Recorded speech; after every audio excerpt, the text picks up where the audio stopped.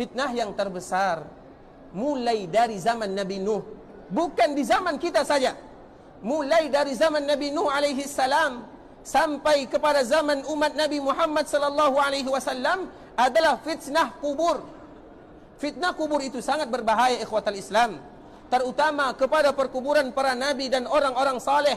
Betapa banyak kaum muslimin mereka yang sengaja datang ke perkuburan orang-orang saleh kemudian meminta kepada orang saleh tersebut. Mereka lupa bahawa ayat yang senantiasa mereka baca, iyyaka na'budu wa iyyaka nasta'in. Kita sudah berjanji kepada Allah bahawa kepada Allah kita beribadah dan kepada Allah kita meminta dan meminta pertolongan.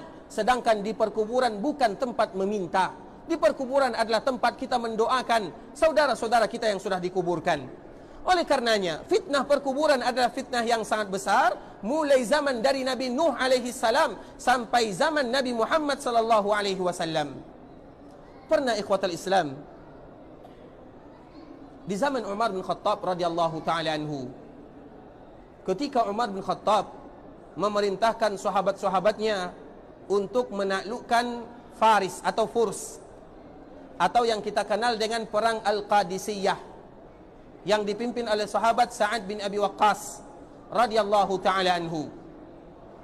Kemudian ketika Furs ini sudah berada di tangan kaum muslimin dan sudah jatuh di kekuasaan atau di pangkuan kaum muslimin, maka ada sebahagian tempat atau sebuah kamar yang ada di dalam istana Furs tersebut, yang mana di sana masih ada atau ada sekujur tubuh yang masih berbaring atau yang terbaring, yang tidak pernah rusak jasadnya.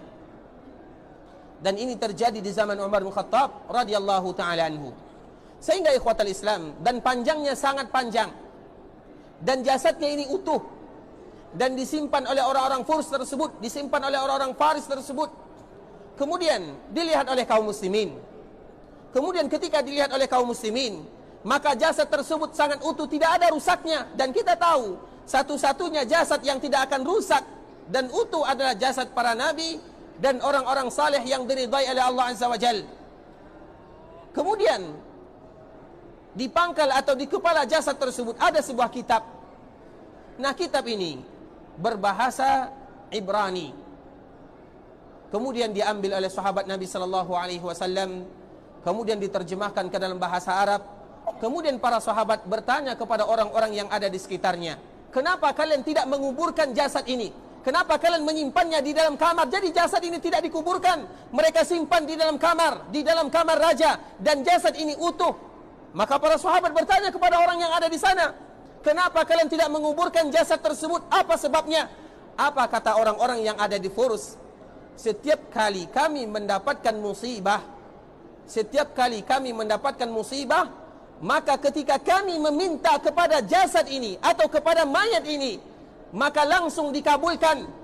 Kalau seandainya kami ditimpa kemarau yang sangat panjang, maka kami akan keluarkan jasad tersebut. Nah, ketika kami keluarkan jasad tersebut, maka Allah langsung menurunkan air hujan. Ini bukan karamah, namun ini adalah fitnah.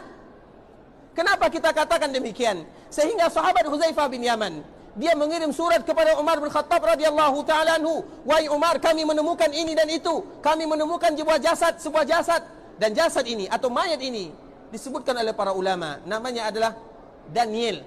Intinya dia adalah orang saleh atau para nabi atau nabi Bani Israel." Kemudian akhirnya apa kata Umar bin Khattab radhiyallahu taala anhu? "Wahai Huzaifah, kuburkan jasad tersebut atau kuburkan mayat tersebut." Maka akhirnya mayat ini dikuburkan. Digalilah perkuburan sebanyak 13 buah. Kemudian ketika perkuburan sudah digali 13 buah atau 13 tempat, di malam harinya dikuburkanlah mayat tersebut tidak di tempat yang tadi digali. Jadi itu hanyalah sebagai tipuan. Kenapa demikian? Dan apa sebab para sahabat melakukan yang demikian? Supaya orang-orang yang ada di sana, mereka tidak datang di perkuburan dan meminta di perkuburan tersebut, walaupun dia adalah orang yang saleh. Namun ketika manusia meminta kepadanya, itulah yang dinamakan dengan fitnah terbesar. Makanya ikhwatal Islam, kita lihat banyak di antara kaum muslimin yang kadang mereka meminta kepada Allah siang dan malam, namun belum dikabulkan. namun ketika mereka datang ke perkuburan, terutama ke perkuburan orang saleh, langsung dikabulkan oleh Allah Azza wa Jal. Itu bukan karamah, namun itu adalah fitnah.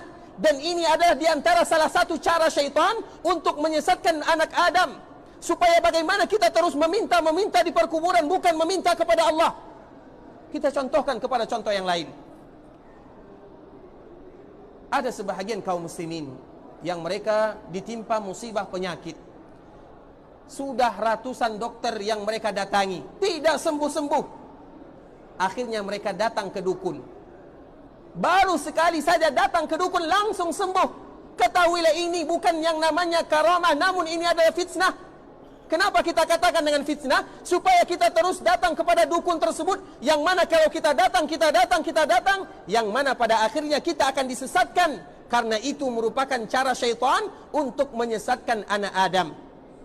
Karena Rasulullah SAW melarang kita datang ke perdukunan. Man ata kahinan, man ata arrafan au kahinan, fasaddaqahu bima yaqul, faqad kafara bima unzila ala Muhammadin sallallahu alaihi wasallam.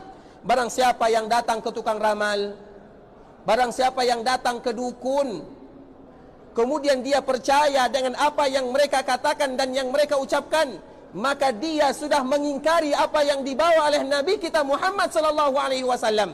Walaupun kadang-kadang banyak kaum muslimin datang ke perdukunan langsung diberikan kesehatan. Ini bukan karamah, namun itu adalah fitnah. Apa maksudnya? Cara syaitan untuk menyesatkan anak Adam. Nah, begitu juga dengan perkuburan. Banyak yang berdoa kepada Allah siang dan malam tidak dikabulkan oleh Allah. Namun baru sekali saja dia datang di perkuburan langsung dikabulkan. Itu bukan karamah, namun fitnah. Karena Allah melarang kita berdoa kecuali kepada Allah. Meminta hanya kepada Allah. Siapa yang mengatakan demikian? Allah. Dan siapa lagi yang mengatakan demikian? Nabi Muhammad sallallahu alaihi wasallam. Idza sa'alta fas'alillah wa idza ista'anta fasta'in billah. Apabila kalian meminta, minta apa saja, minta hanya kepada Allah. Apabila kalian ingin minta perlindungan, pertolongan, minta hanya kepada Allah Subhanahu wa taala.